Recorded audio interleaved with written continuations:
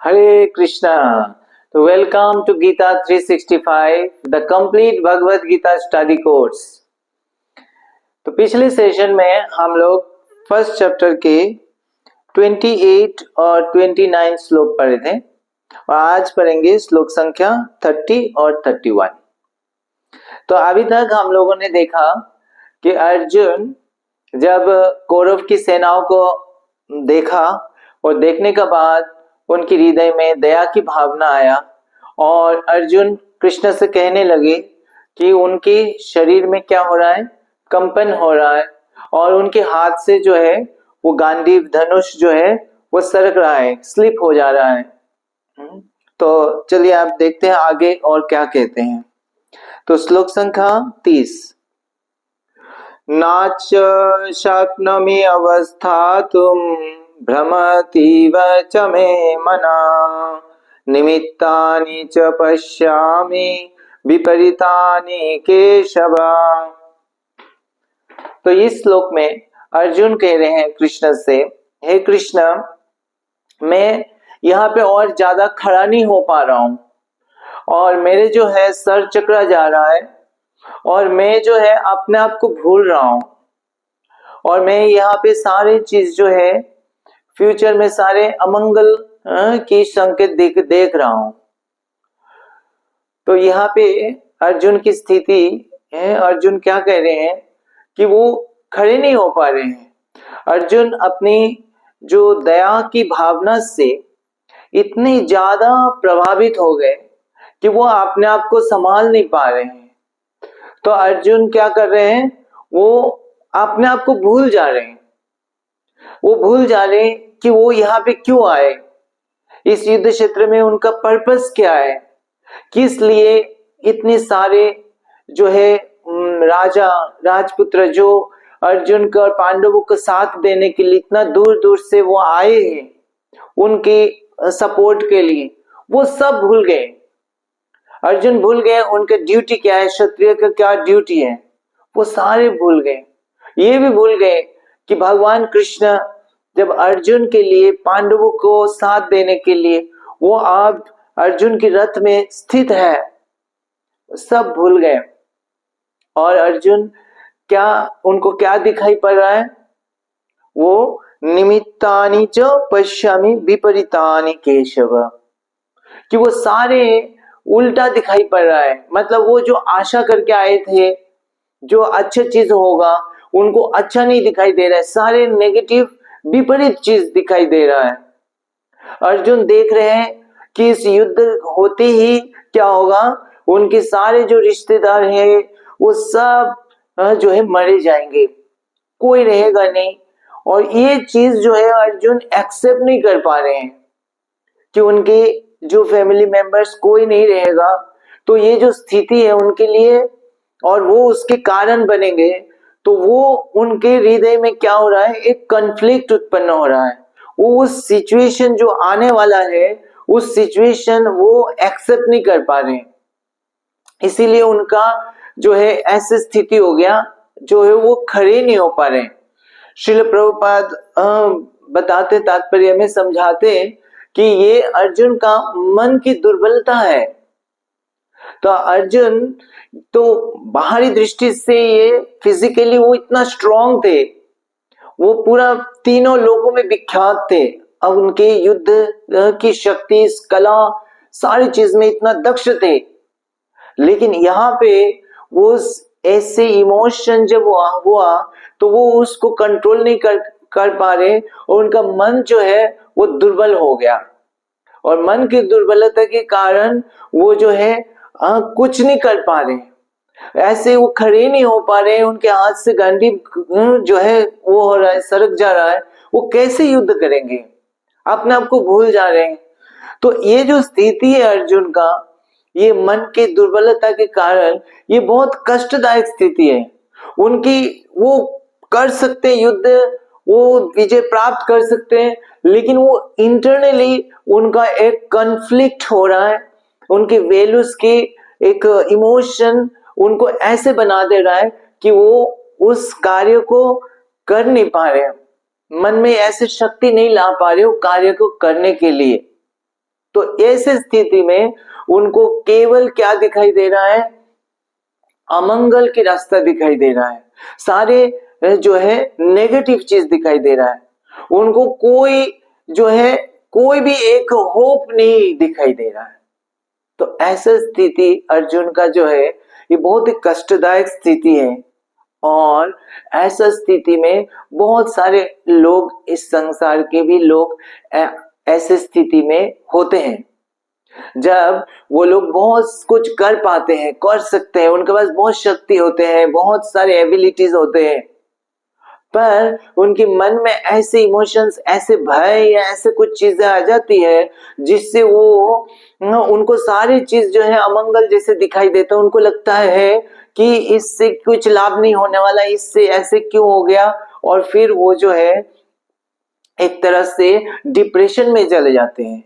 वो जो है घर में ही बैठे रहते हैं या कोई कार्य करना नहीं चाहते हैं, उनको वो उत्साह नहीं मिलता है। जो करना चाहते हैं, जो उत्साह से वो पहले शुरू किए थे, वो उत्साह नहीं मिल पाता है और वो कार्य नहीं करते हैं। तो ऐसा स्थिति हो जाता है। तो श्रील प्रभुपाद बताते हैं कि ऐसे क्यों स्थिति ऐसा हो रहा है, कि इसका कारण बताते एक्सेसिव भौतिक चीजों के प्रति आसक्ति।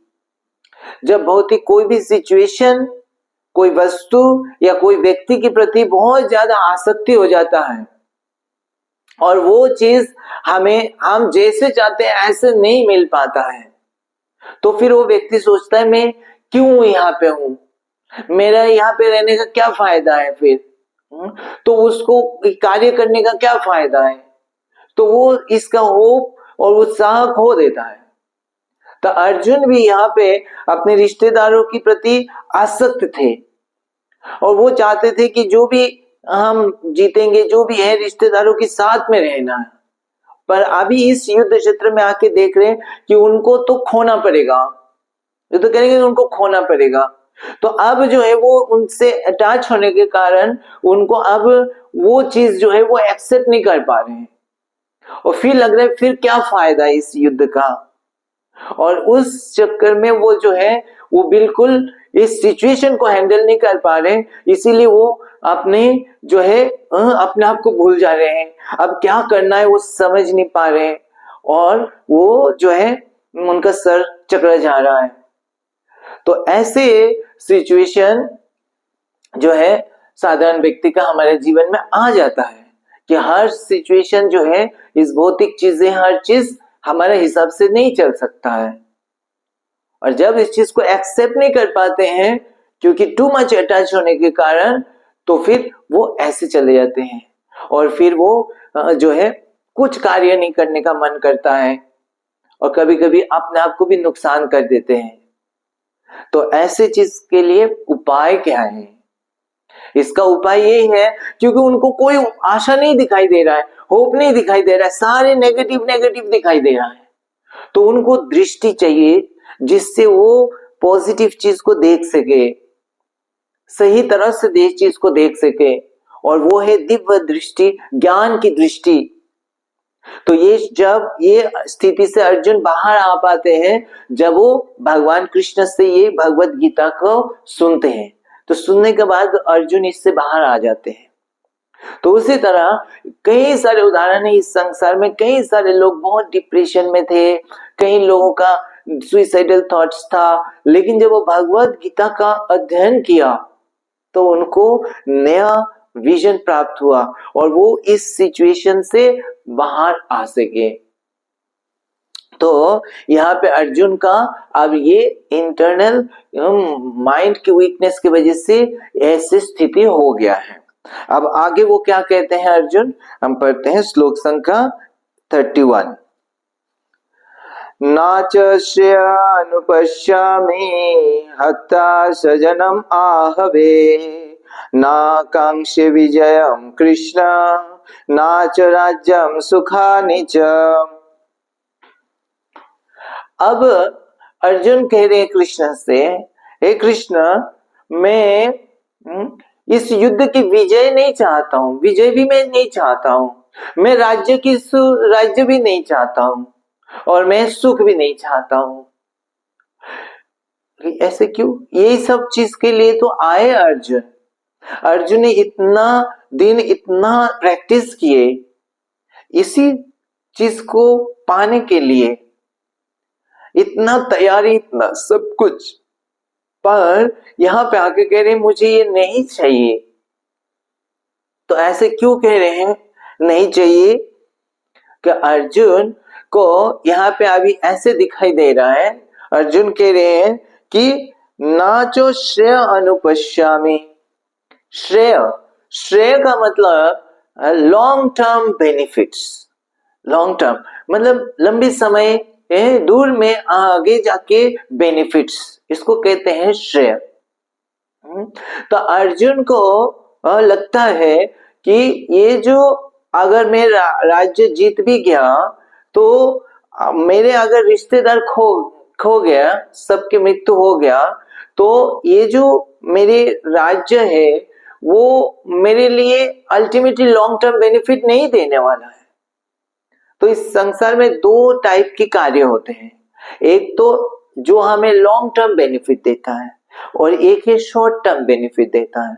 तो जो शॉर्ट टर्म बेनिफिट देता है, हो सकता है वो लॉन्ग टर्म में वो बेनिफिट ना दे, हार्मफुल हो, तो उसको कहते हैं प्रेय।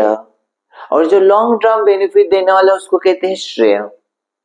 फॉर एग्जाम्पल, कोई व्यक्ति अगर जिसका डायबिटीज है, अब मान लीजिए उसके घर में कोई फंक्शन है और जो है दिवाली है, तो मिठाई लेकर आया कोई और उसको बहुत सारे प्रकार की मिठाई और बहुत टेस्टी है। अब उसको जो है मिठाई देख के उसको क्या लगेगा कि उसको आनंद आएगा, है ना, टेस्ट आएगा, तो उसके मन करेगा कि मिठाई को खा ले और उसको कुछ बेनिफिट मिलेगा, इमीडिएटली उसको आनंद मिलेगा। लेकिन वो जो है बेनिफिट, वो आनंद उसके हेल्थ के लिए हानिकारक है और लॉन्ग टर्म में उसके लिए नुकसानदायक है। तो उस जो मिठाई को खाना वो उसके लिए क्या है, प्रेयस है, वो श्रेय नहीं है, क्योंकि वो आगे जाके नुकसान करने वाला है। लेकिन वो परहेज को पालन करना करे, अगर मिठाई को ना खाए तो उसके लिए श्रेय है। जो मेडिसिन ले रहा है उसके लिए श्रेय है, क्योंकि उसको लॉन्ग टर्म वो बेनिफिट देने वाला है। उसी तरह जैसे स्टूडेंट है, वो जब पढ़ाई करता है तो उसके लिए श्रेय है, क्योंकि वो आगे जाके रिजल्ट अच्छा होने वाला है, करियर अच्छा बनने वाला है। लेकिन अगर वो गलत आदत में लग जाता है, नशा करने लगता है या गलत संग में चढ़ जाता है, बढ़ जाता है, तो ये सब उसको शॉर्ट टर्म बेनिफिट्स मिलता है, लेकिन वो लॉन्ग टर्म के लिए उसके लिए नुकसानकारक है, तो उसको कहते हैं प्रेयस। तो जो अल्प बुद्धि वाले लोग हैं वो ज्यादातर प्रेयस के कार्य में लग जाते हैं और उसी में मग्न रहते हैं। लेकिन जो बुद्धिमान व्यक्ति है वो हमेशा सोचते हैं कि श्रेयस के लिए, अगर उसमें श्रेय है तो उस कार्य में ज्यादा इंटरेस्ट दिखाते हैं और वो ही कार्य करते हैं। तो यहाँ पे अर्जुन बुद्धिमान थे, इसलिए अर्जुन यहाँ पे कह रहे हैं कि यहाँ पे मुझे श्रेय नहीं दिखाई दे रहा है, ये जो युद्ध है ये युद्ध मुझे प्रेय दिखाई दे रहा है। क्यों? क्योंकि इससे जो ये जो राज्य मिलने वाला है, ये जो विजय मिलने वाला है, ये जो सुख मिलने वाला, ये मेरा लॉन्ग टर्म सुख नहीं देने वाला है। क्योंकि राज्य विजय तो मिल जाएगा, लेकिन विजय के बाद क्या होगा, मुझे ये जो रिश्तेदार नहीं मिलेंगे, मुझे सारे फैमिली मेंबर्स नहीं मिलेंगे, तो ये जो खुशी है मैं किसके साथ बांटूंगा, किसके साथ वो करूंगा। तो उनके एब्सेंस होने के कारण, फैमिली मेंबर्स नहीं होने के, मैं और ज्यादा दुखी हो जाऊंगा। तो ये जो सुख है वो तो कुछ समय का है, लेकिन फिर आगे जाके मुझे रिश्तेदार कोई नहीं मिलेगा तो मैं पूरा जो है दुखी रहूंगा। तो वो मेरे लिए क्या है, ये श्रेय नहीं है। तो अर्जुन तो अपनी दृष्टि से, अपनी ज्ञान के हिसाब से वो सही बोल रहे हैं कि वो श्रेय नहीं दिखाई दे रहा है, इसीलिए वो कह रहे हैं। पर वास्तव में जो अर्जुन जिसको श्रेय समझ रहे हैं वो भी श्रेय नहीं है, वो भी प्रेय है। वो कैसे, वो हम आगे के चैप्टर्स में हम देखेंगे। और प्रभुपाद कह रहे हैं तात्पर्य में कि अब अर्जुन के ऐसी स्थिति हो गया क्योंकि वो जो है अपनी मन की दुर्बलता के कारण वो सही तरह से सोच नहीं पा रहे हैं और इसीलिए अर्जुन जो है अपनी ड्यूटी को भूल गए हैं। बस क्योंकि उनको अपनी नहीं चाहिए इसीलिए वो युद्ध को छोड़ना चाह रहे हैं। तो जैसे प्रभुपाद उदाहरण क्या देते हैं कि जैसे एक जो है घर में कुकिंग करने वाला, उसको अगर भूख नहीं है तो वो अगर बोले कि मैं भूख नहीं है, मैं खाना नहीं चाहता हूँ, इसीलिए मैं खाना नहीं बनाऊंगा, चाहे घर में बाकी लोग भूखे हो कितने भी, मैं नहीं बनाऊंगा क्योंकि मुझे खाना नहीं है। तो ये क्या है, अपनी रिस्पॉन्सिबिलिटी भूल गए जाने का बात हो गई। तो उसी तरह से अर्जुन, क्योंकि उनको अब जो है परिवार के लोगों से आसक्ति और वो चाहते नहीं कि उनको खोए, तो इसीलिए अब वो युद्ध जिसके लिए इतने सारे लोग आए हुए हैं, सब उनको सपोर्ट करने के लिए आए हुए, भगवान कृष्ण उनके साथ है और वो सब भूल गए। और वो जो है वो कह रहे उनको कुछ जो है श्रेय नहीं दिखाई दे रहा है। तो ऐसे अर्जुन का स्थिति है। तो आज हम यहाँ पे विराम देते हैं और नेक्स्ट सेशन में फिर हम देखेंगे आगे क्या होता है। तब तक आप लोग पढ़ के आइएगा श्लोक संख्या 32 से लेके 35 तक, 32, 33, 34, 35, ये 4 श्लोक पढ़ के आइएगा। हरे कृष्णा। ग्रंथराज श्रीमद् भगवत गीता की जय। जगत गुरु श्रील प्रभुपाद की जय।